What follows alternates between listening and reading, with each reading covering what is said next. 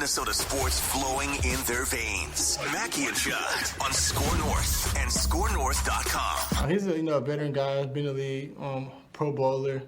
He's a future Hall of Famer. He's a great guy, to have in your corner. He teaches us young guys a lot about the ins and outs of the game. So just being underneath his wing, I just feel very confident and just highly aware when I go out there Sunday and perform for the team. And welcome into the bonus scoop time. That, of course, being Cam Dantzler, who's going to take the spot for the next few weeks, at least, of Patrick Peterson at the cornerback position. Bonus scoop means that along with Zolgad and executive producer Declan Goff, he's back. That's right, from Florida, suntanned, well-rested. Our guy, Darren Doogie Wolfson, Channel 5 Eyewitness News and Scoop Master for Score North. What is up, Darren? I hope you had a good time in Florida. It was a good time. I am glad to be back, though, Judd. Good to see you, Declan. Yes, tan. Ready? That's a question mark. Well rested? That's also a question mark, Judd, when you've got a 10 and a 7-year-old that just go nonstop. But they were the perfect age for all the rides at Magic Kingdom, for all the water slides, having a good time at Clearwater Beach a couple Saturdays ago. So it worked out really well. But oftentimes, this is how I feel coming off of vacation. Maybe Declan can relate. Coming back from Chicago the other day. I need that many days to recover from said vacation. So we were in Florida for about 7 days. I need 7 days to recover. So end of this week, I'll be good to go. We don't have that much time because, as you know, Doogie, the scoops don't rest. So there is no time for Rocco's love of R&R, okay? So let's start with this. Vikings, as they come back from the bye and get set to play host to the Cowboys in what opens an incredibly important 4-game stretch on Sunday night. And the trade deadline is actually a week from today on Tuesday. What can you tell us about what the Vikings might be sniffing around after they already made a deal on Saturday? Rick Spielman was sitting right by me in the press box at Huntington Bank Stadium when news of the deal came down. But what might be percolating with the Vikings? Yeah, and on that deal, Stephen Weatherly wanted out. When he signed here, he thought he had a legit chance to start to beat out DJ Wanham. He did not foresee them signing Everson Griffin much later on. He wasn't playing. He's at the point of his career where he needs to put some stuff on tape to earn another contract for next year. So make no mistake about that. He welcomed this opportunity to go join George Paton and those Denver Broncos. Yeah, it was a busy scouting weekend, by the way. So Spielman was at Huntington Bank Stadium for the Gophers game. I know the Vikings had scouts at the Michigan Northwestern game, the Kansas-Oklahoma game, the Clemson-Pittsburgh game. So the Vikings had scouts out and about all weekend long. Yeah, the trade deadline 1 week from today. I can see them making another move, but I don't think it's going to be a big move. I know that there's been a lot of, and I don't know who started it, but it has picked up steam because I've gotten tweets about it. I've gotten some emails about it, about the Vikings trading for that star cornerback for the Miami Dolphins, Howard, who's not having a particularly great year. Right. He's got a huge cap number, but he has been good in the past. I checked specifically on his name. Now we'll see if anything changes in the next, 7 days. But as of the other day, a high-ranking Vikings official, I ran the idea by this person. He texted back, it's BS. So there is nothing percolating when it comes to the Vikings talking to the Dolphins about the cornerback Howard. So is there a chance here? Because I think Dex and I, Phil not so much, are in lockstep on this.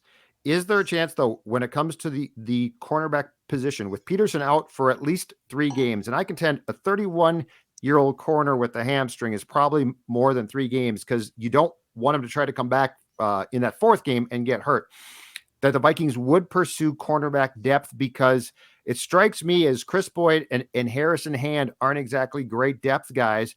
And this is a league now, Doogie, where you need 3 starting corners. It's not 2 guys, it's 3 guys. So in sniffing around, have you gotten any hints that the Vikings might be trying to add, if nothing else, veteran depth if something were to happen to Alexander, Breland, or Dantzler? Yeah, I think those conversations are happening, Judd. I can't sit here and guarantee you with 100% certainty that they end up making a trade. I can tell you with 100% certainty they are planting seeds. I guess I would not be surprised if they end up trading for a cornerback. I mean, you're right. I mean, heck, I remember Mike Zimmer telling my boss, my colleague, my dear friend Joe Schmidt in a one-on-one conversation right before the season opener in early September that he only felt confident about 25 to 26 to 27 players on the 53-man roster. So you can do the math on that. He didn't feel particularly impressed at the time about his cornerback depth. Mm-hmm. So, yes, I can see them. I don't have a name to throw out there quite yet. You can look at the teams that are struggling. Mm-hmm. I know Bleacher Report tossed out a Houston cornerback. Sure. I mean, Houston looks like they're willing to do some different things. So you can look at some teams that are struggling that look like obvious sellers and look at the cornerbacks on those rosters. So, yeah, I mean, I think they are making phone calls, Judd. I have a strong sense that they are, planting some seeds. And, yeah, I mean, that would be the one position more than any else that I would look at. And you're right. I mean, 31 years old, hamstring. Yeah. Like I know Rick Spielman last Tuesday in a conference call with reporters where he was relatively optimistic. Maybe I'm paraphrasing slightly. Again, I was on vacation, so I wasn't on it, but I talked to some people that were on it. He was relatively optimistic that Peterson can be back for that November 21st game against the Packers. But I'm with you. Like 31 years old, hamstring, no guarantees. Right. So let's wait and see where he's at, about 2-3 weeks from now. But yeah, like you think of the 17-game schedule. It's like this 3-game stretch where we know Peterson is out, and he's been phenomenal, by the way. I mean, Cam said it, future Hall of Famer. He's been playing at a Hall of Fame-esque level this year, even at 31 years old. But like, this is the worst 3-game stretch he could miss. And I know some people will come back and say, well, Lamar Jackson, Baltimore, they run the ball.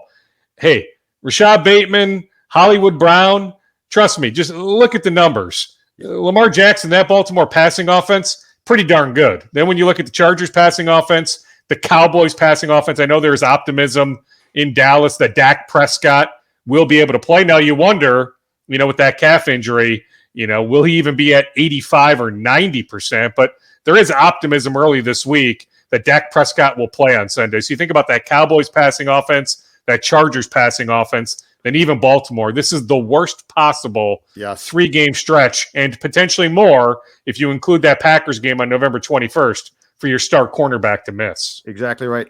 Who is potentially back then on Sunday night against the Cowboys? I mean, I certainly anticipate Michael Pierce doing some stuff at practice tomorrow. Will he be a full participant, a limited participant? Right. That remains to be seen, but I think it's trending in the right direction. The sense when he initially hurt that elbow was that this was not going to be a 6, 7, 8-week type injury, that this was just going to be a couple games. So I can certainly see Michael Pierce back on the field Sunday night. Probably a brace, right? Yeah, like I mean, there's ways. Because, I mean, it doesn't, it's not like he has to really use his arm. Well, he does a bit, but I would guess that this strikes me as the type of big man injury where it probably is going to eventually require surgery probably after the season, but you come back and try and play through it. And look, Dukes, the one thing that has to improve without question defensively post-bye, run defense. Like I looked up the stat. I believe for last season, they were in the bottom third of the league and they were giving up something like 134.4 yards per game. It's still like 126 or something. So without a doubt, the one area where this defense and Pierce can play a big role, no pun intended, in this is that has to improve or it's going to be a problem. And that's the type of thing that can definitely cost you games. Sure. And he realizes that. The Vikings realize that when looking at Sunday's opponent, that Dallas has, I don't know if it's the number 4 offensive line, the number 2 offensive line, but it's an upper echelon offensive line. We can debate, where they rank, but somewhere in that top 5, 6, 7. It's a really good offensive line. They have a really good running back in Ezekiel Elliott. And yeah, I mean, you look at the importance of Sunday night. I do think there's a pretty significant difference. 4-3, 3-4, getting over that 500 hump. Now, I look at the landscape of the NFC, Judd. I struggle to come up with 7 playoff teams. Like, there's some obvious ones at the top, the Cowboys and the Buccaneers and the Cardinals and the Rams. Then after that, maybe New Orleans. I mean, I know New Orleans is 4-2, so maybe New Orleans. Okay, so that's 5. Yeah. Okay, Vikings come up with 2 more. It's really hard. How in the hell is the East continually this bad now too? Dallas is a nice team now, but beyond that, that division remains just garbage. It's amazing. It's amazing that group of teams can have at least back-to-back years of being this horse bleep. They're awful. Yeah, I will give Washington a little bit of a pass. I'm not quite sure why they decided to go with Ryan Fitzpatrick, but with Fitzpatrick, their starting quarterback going down so early in the season. But I still think Washington has some guys, especially that defensive front, with all those first-round picks. I mean, they can get after the quarterback. I actually don't think Sunday's result at Lambeau was as lopsided as the final score indicated. So I still think Washington has some guys, but they'll finish below 500. The Giants are going to finish below 500, but they made some tweaks. Philadelphia has all those first-round picks coming up in April, so at least you can see a semblance of a future. I think a lot of people, even, when they signed, former Vikings Anthony Harris and Eric Wilson, I think a lot of people said, this looks like more of a rebuild this year for Philadelphia. So I still think Philadelphia's future is pretty darn bright. I'm not necessarily surprised that there are below 500 teams. So yeah, 3 of the 4 teams will finish well below 500. And that makes you think, like, if Dak's calf is 80%, 75%, like, if you're Dallas, you could sit him out on Sunday if you wanted to. I mean, it's not like you're in any sort of division race. Now, if you're thinking about the 1 seed, the 2 seed, right, some of those implications, okay, and he certainly has dealt with enough injuries the last couple years where Dak might just want to say, you know what, I'm sick of sitting out. Like, I'll play through it. You need to play through some pain.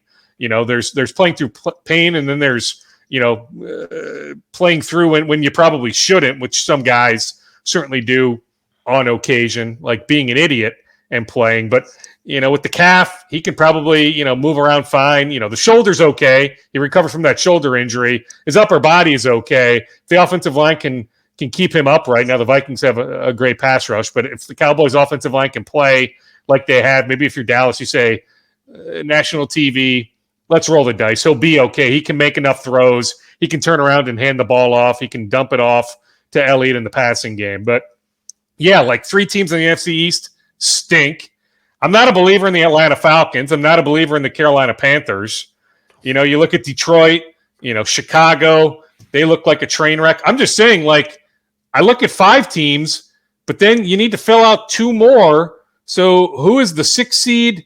Who is the 7 seed? So I still think the Vikings to me, Judd, can lose on Sunday. And I still think there's a path to making the playoffs, even at 3 and 4. The question then becomes, let's say they end up as the 6 seed or the 7 seed. They open up the playoffs, let's say, at Tampa or at Arizona. Let's say they end up losing by 10 or 14 points. Then what? So they made the playoffs, but then what do you do? Coaching change. They're stuck. We've talked about this before, Judd, but it's a reminder. They are stuck in middle purgatory. Mm-hmm. I believe if they make the playoffs, especially as a wild card, which is pretty damn certain that if they do, it will be as a wild card, and they do exactly what you just said, coaching change. That's what I think. I don't think a playoff appearance as a bottom seed is enough now. I think that they need a win, and I think that they need a run. And look, this team, if you look at the personnel, I will continue to say this, the personnel on this team screams playoff team. It still does. It does. And I think a lot of the problems that we saw in the slow start were coaching induced. I think you can point and look, they won, and I get it. The Detroit game. Nice job by Kirk. Kudos to Kirk. Kirk's been great. But that being said, that Detroit game was a self-inflicted wound that you overcame. And that was a lot of bad coaching and play calling. And so I don't think that the coaching staff has by any means, Doogie, pulled clear of being in trouble here. I think right now at best, they're going to and are, in fairness, treading water, and that we will see. But your scenario to me would result in a coaching change if you make the playoffs as a low seed, you go and lose a game. Don't you think that is the most likely scenario, though? Not necessarily them losing that first playoff game, let's see what the matchup is, but that there is a realistic path because the NFC is so weak from, teams 6 on down, that with that extra playoff spot, so needing to fill spots 6 and 7, that the Vikings can gain one of those 2 spots. Yeah. So they get in, and go from there. But like if they end up having to go to Tampa or another game in Arizona or a game in Dallas, like I don't know if I love their chances. But you're right. I mean, internally, I've said this before. I'll keep hammering it home. Internally, the expectations, the Wilfs on down with many people are much higher than any of us. Like I had them preseason at 10 victories. I think internally, a lot of people had them maybe even at 11, 12, even with the difficult schedule, that they really felt like they assembled a really, really good roster that could make a deep run in January. Wolf Scoops, 2-1. Yeah. Well, it's still a roster that's got warts. An ugly one. Yeah. Yeah. I mean, D'Angelo Russell last night struggled. And hey, I was reminded his one pop-up year, the really good year, the All-Star year, the year in Brooklyn, he got off to a slow start. So I'm not going to say, okay, struggles in a couple games, that's it. Like, he doesn't fit here. Of course you offer him to Philadelphia, even though Philadelphia doesn't want him. I'm not there yet. Like, let's give it some time. But I can tell you, like, they don't have a backup center. Naz Reid is more a 4, not a 5. If they don't have a backup center, they're not going to be a good rebounding team all year long. And I do wonder, this was something I wondered about preseason, and so I can continue to wonder about it, D'Angelo Russell's fit with Anthony Edwards, how those two coexist. Yes. And I think at least some people over there, they understand the deficiencies, and I think, if Sachin can make a move, not necessarily Ben Simmons, because I'm led to believe there hadn't been any Ben Simmons dialogue for at least a couple weeks, so there's nothing hopping on the Ben Simmons front. But if you can acquire some other big man, somebody, and when I say big man, Ben Simmons would play the 4 here, somebody that can play the 4, that can rebound or be a backup 5. I do think Sachin Gupta is going to be on the lookout for that. You look at Josh Okogie as the starting 4, Jaden McDaniels as the starting 3. Too often McDaniels is just standing there, above the perimeter or in the corner, and I think that Chris Finch is a brilliant offensive mind. So I think he'll fix some of the offensive issues we've seen, but it's still a mismanaged roster. It's an incomplete roster. I know there's a lot of people excited. I saw some people talking about 50-something wins, all that.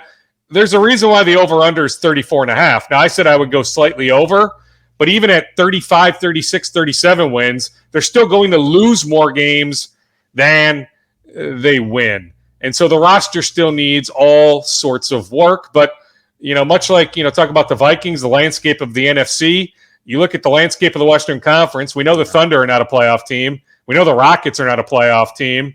I have a hard time believing, unless Zion comes back real soon, that New Orleans is a playoff team. San Antonio, I don't see it. As good a coach as Pop is, I don't see it. So, like, the Wolves are competing with who? Sacramento for a 10 seed? Portland, they don't look all that good, but I still believe in Portland more than I do the Wolves.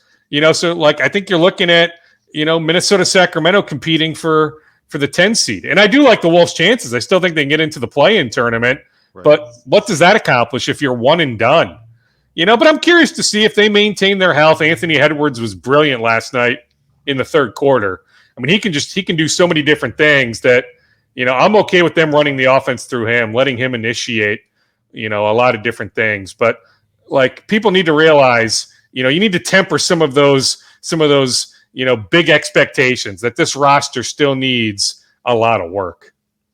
So this leads me down the path to a question about D'Lo in particular, because I do think, and we talked about this with Phil on Mackey and Judd today, I do think that there is a learning process here of guys trying to play together for the first time really extensively.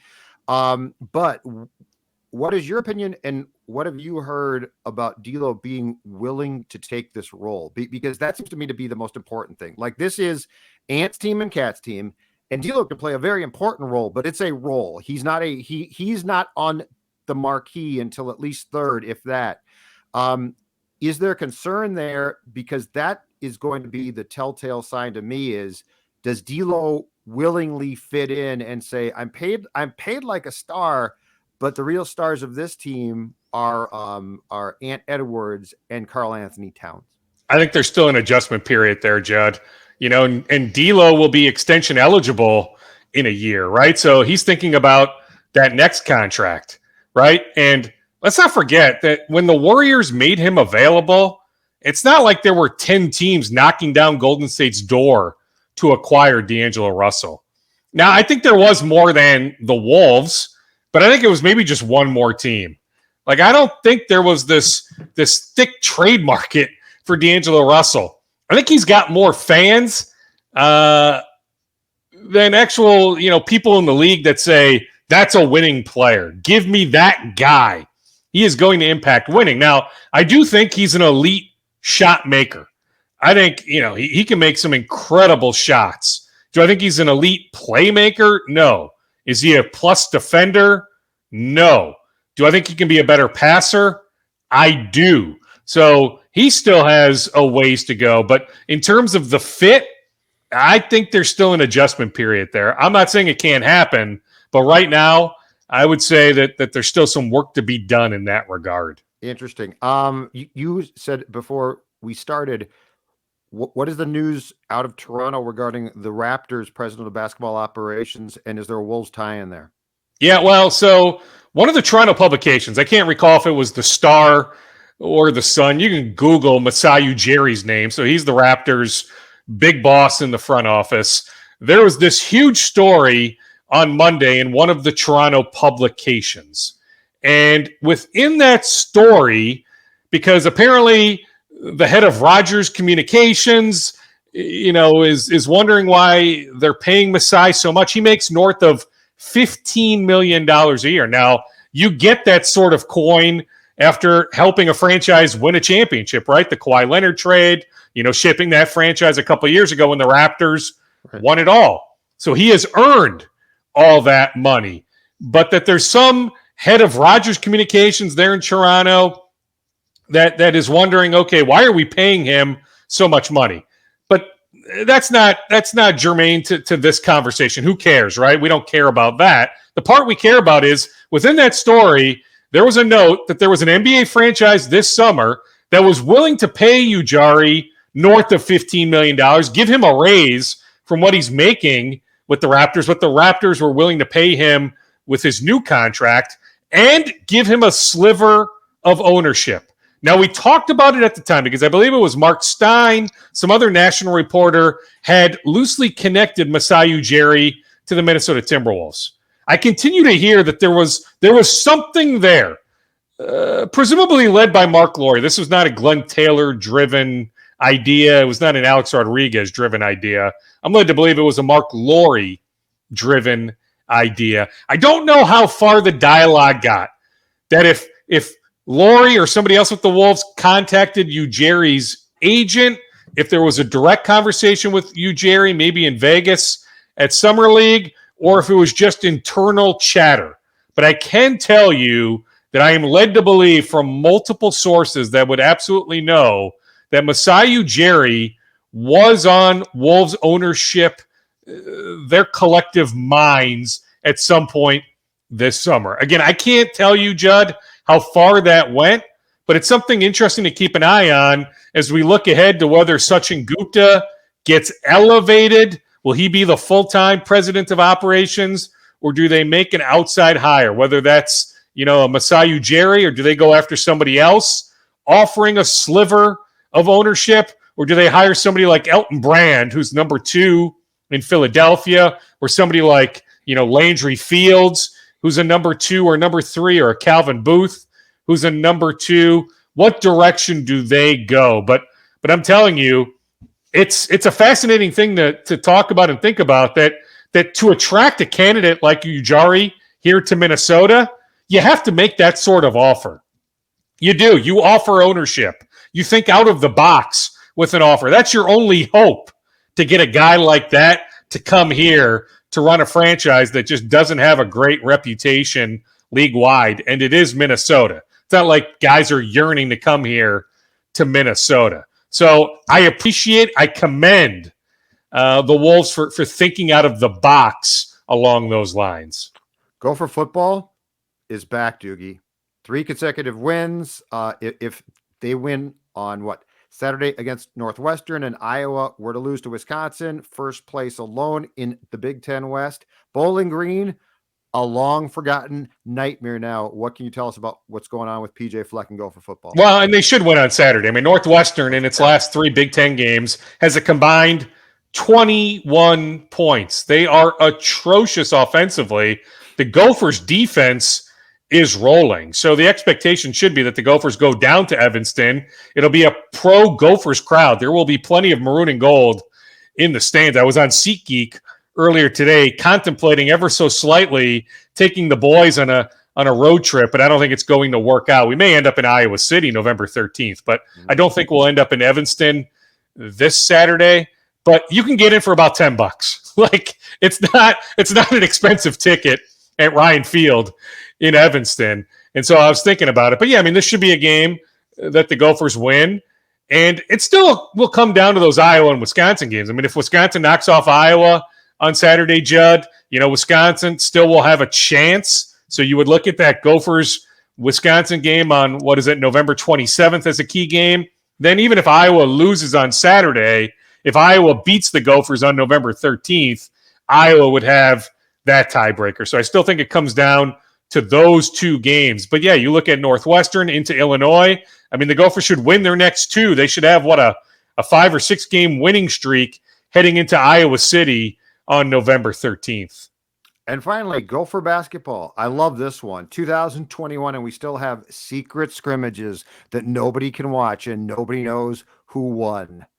Yeah, and I mean, heck, if this was an actual game, it would have been the best game on the Gophers' schedule non-conference wise. Like, the Gophers' non-conference schedule is as big a joke as you'll ever see. Now, I get what Ben Johnson is doing. I mean, he realizes it's going to be a long year, his first year, so it's not like you're going to schedule a bunch of really tough opponents non-conference wise. But yeah, the Gophers were in Norman, Oklahoma on Saturday for a secret scrimmage. Now, in years past, it has leaked out who the Gophers were playing in these secret scrimmages, and the Gophers from their Twitter account would tweet out a box score, maybe even some photos, that after the fact, it wouldn't necessarily be a secret. Well, in this case, they have decided, both sides, to keep it completely quiet. I've checked with a number of people. I don't know who won. Now, I don't think the Gophers won because I know that their roster, it's not good. I mean, there's a reason why they're picked to finish last in the Big Ten. Now, I like the recruits that Ben has so far committed for next year. I think with Dave Thorson, with those other assistant coaches, they are going to be relentless on the recruiting trail. So I am willing to give them some time. I'm not going to formulate all these strong takes based on this year because I realize that the roster, I mean, it's not good. It's not, and injuries certainly have hurt too with Parker Fox, with Isaiah Enen. I mean, if it, those 2 guys, I'd feel maybe a little bit better. Maybe they could finish 13th or 12th in the Big Ten, not 14th. But it is going to be a very long season. But I can tell you, one thing I can tell you coming out of Norman on Saturday, the Gophers did not suffer any more injuries. They came out of the scrimmage completely healthy. But again, I don't know who won. Now, I think if the Gophers had won, I probably would have heard, even if it was a 2-point win. Sure. But I think if they had won, or maybe even lost a competitive game, I think I would have heard about it. So without knowing anything about Oklahoma's roster, that's Porter Moser. His first year, he went from Loyola of Chicago to Oklahoma. That's one of Ben Johnson's good buddies. So that's how that scrimmage came about. Ben reached out to his good buddy, Moser, and it was organized, and the Gophers flew down there and played this scrimmage. But, yeah, I don't know who won, but, yeah, I don't feel good about the Gophers' chances in most games. So playing against, a Power 5 school, or Power 6, depending on how you look at the Big East for basketball, playing against a pretty big-name program, a program that's had plenty of success. Yeah, I'm not quite sure the Gophers fared particularly well. But the win is they're healthy. That you play this scrimmage that nobody knows about. The last thing you want is for somebody to get hurt. So they came out of Norman healthy. Thanks, Dukes. We will talk to you for more scoopage on Thursday on Mackey and Judd, okay? Okay, sounds good, boys. See ya. Talk to you.